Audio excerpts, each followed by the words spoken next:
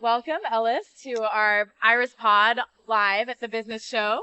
Thank you for having me. It's day 2, and we've had a couple of live podcasts yesterday. You're our first podcast today. Ooh, thank you. We heard you gave a keynote talk this morning at the same time as ours, actually, on unlocking your potential and the potential of your employees and your business. Yes. How was that? Can you tell us a little bit about what you talked about? Yeah, of course. So I am a business psychologist. So I help improve the relationship between businesses and the employees. Business psychology is often about the social psychology and what people need, what makes people tick. And then you've also got the business needs, and often they don't necessarily align very easily. What the business needs and what the people need might have a bit of disconnect. So one of my jobs is to come into an organisation and help you become more effective by trying to align both the business needs and what you need out of your employees. I see. And what I spoke about today was some key facts of how our change of plan and pace of working, so going to remote working or going to flexible working, agile, face-to-face in the office, it's all changed over the last few years. And we're making so many key mistakes and it's really impacting our motivation, our focus, our productivity. And businesses and individuals can do better to make sure they're reaching their full potential. What are some of the mistakes that we're making? So, Top 3 mistakes. I feel funny saying this to a technology company, but technology can help and hinder you, Okay. right? And it's been amazing throughout the pandemic about how technology has really unlocked newfound business. We can work internationally, we can speak to people much quicker.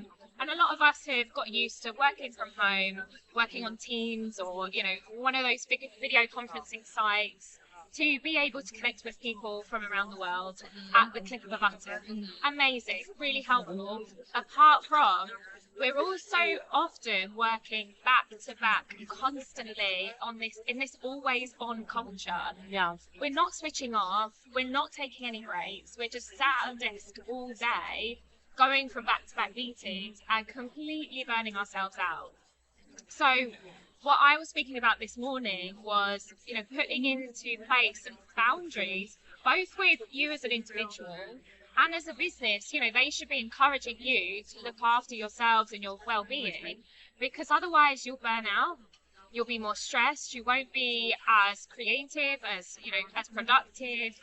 And I find that with the addition of technology, it's been great, but also not so great for our well-being. Do you think that technology has meant that people spend more time in meetings than if they were in the office?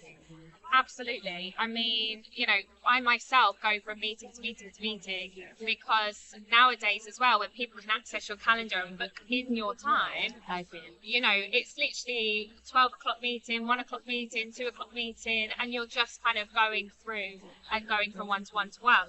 Whereas in the workplace, you would actually, finish a meeting, maybe go and get a cup of tea, maybe have a chat before you have to walk from one room to another, or there was differences and kind of downtimes in between your meetings, but you don't necessarily get that online anymore. Yeah.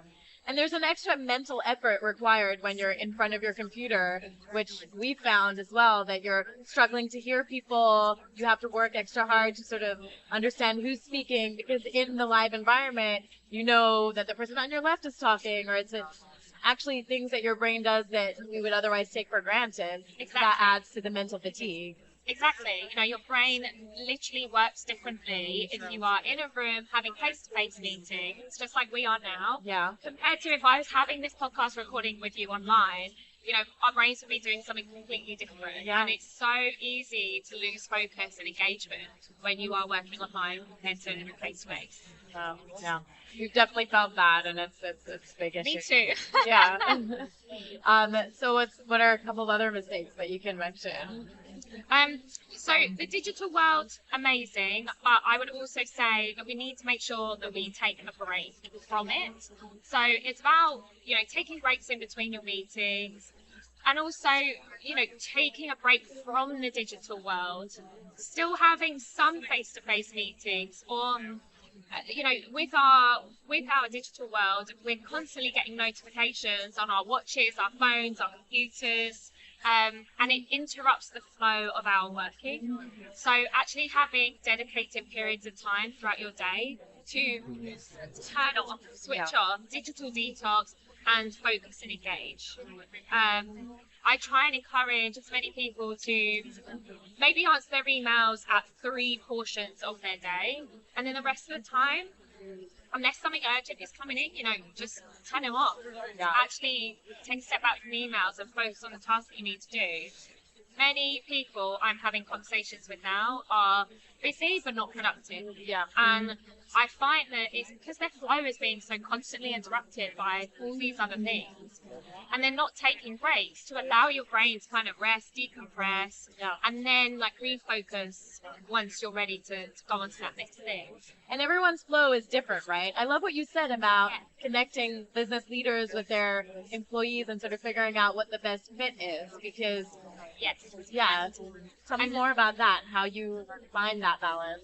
So I just like what you said as well about how everybody's flow is different. So that was another point on my talk, was cognitive diversity. Are you extroverted or introverted? I'm extroverted for sure. Same, but not everybody is, right? And so for some people, social environments can be really draining, and that's fine. Like, that's absolutely fine. And we need to respect people that have differences in the ways that they work. Do you like to listen to music when you work, or do you like quiet? Sometimes it depends on what I'm doing. Yeah, exactly. Yeah. So that's something to take into consideration. I've met people who really like having music on when they work. Yeah. I cannot. If music is on, I'm singing along with it, okay? Well, it's also the different kinds of music. Is it instrumental, or is it like the True. music you're jamming to? It's very true. Yeah. But imagine in an office environment, you've either got to have your headphones on, which can be potentially difficult if you're having to work as a team. Yes. And then you've also, if you don't have the headphones, then you've got to listen to everyone else's music, and that might be something that you don't appreciate. So, there's differences in the ways that we work, how we want to work. Right. I personally also work in bursts, so I'm not necessarily productive all day. I like to have moments where I very much, whether I like it or not, have moments of surges of motivation and focus. And that's quite common. People aren't necessarily productive consistently. And that's something that I try and utilise, because I know that about myself. And some businesses and individuals can do well to respect the fact that we all work differently. Right. And to utilise those skills in people and their needs will actually help you get further. So identify maybe someone likes their meetings stacked all together in the morning, but wants to have some focus time in the afternoon. Exactly. Yeah. Yeah. Oh, that's brilliant. So we talked about finding people's flow, and obviously we're all about audio and listening, and our motto is to listen well.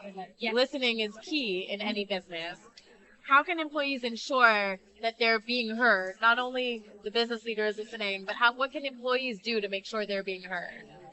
See, that's quite a difficult question, because if someone's not listening, it can be really difficult to make them listen.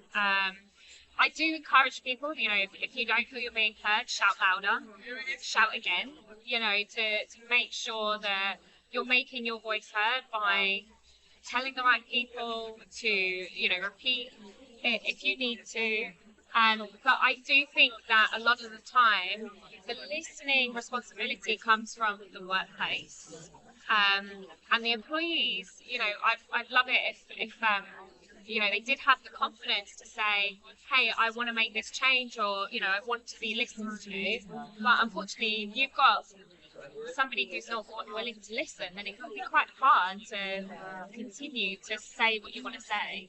And I guess that's even harder when you're losing your focus and working remotely, or working when you've got these constant distractions. Exactly. Around it. Yeah. And part of my job talks around psychological safety in the workplace. So that's all about, being confident to be yourself, speak your mind, and not have negative retributions afterwards.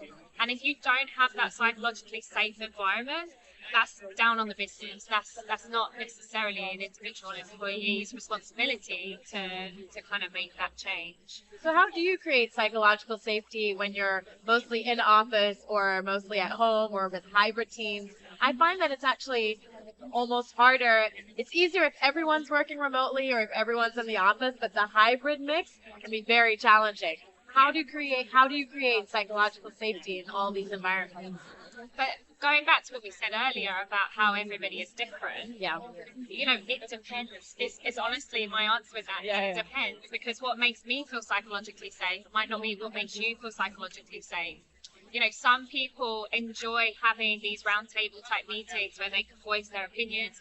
Other people might prefer to do it anonymously. Some people would bring it up at work. Others might want to just think about it in their own time and then, I don't know, fill out again a survey or something, put their ideas in a little box that they can put in the office.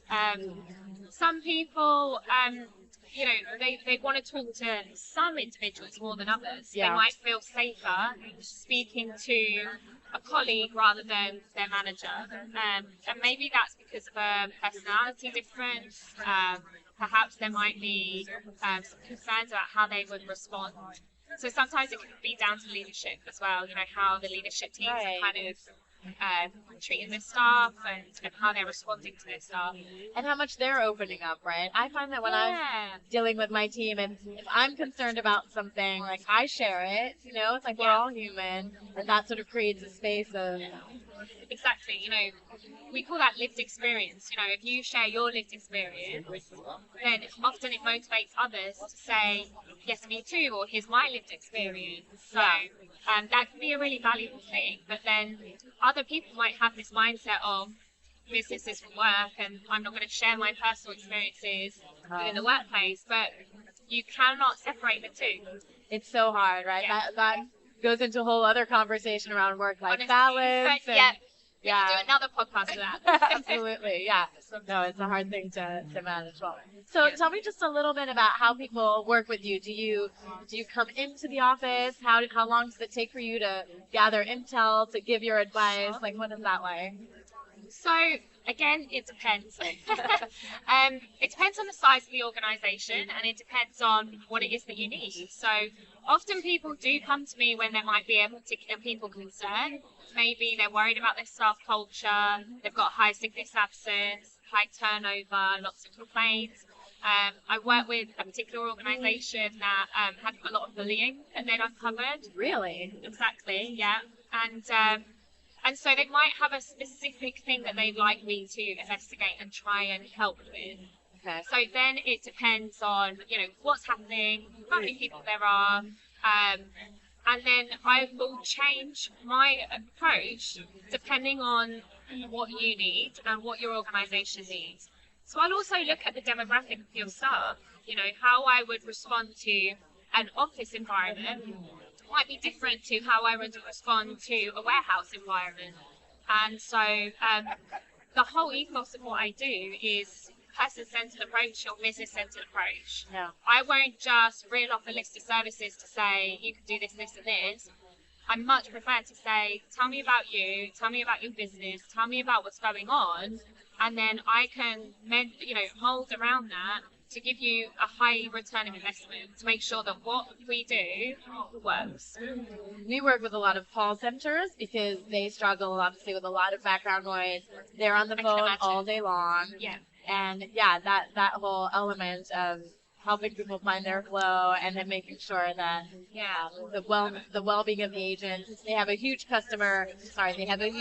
employee churn because it's a very draining environment. So yeah, that's very interesting.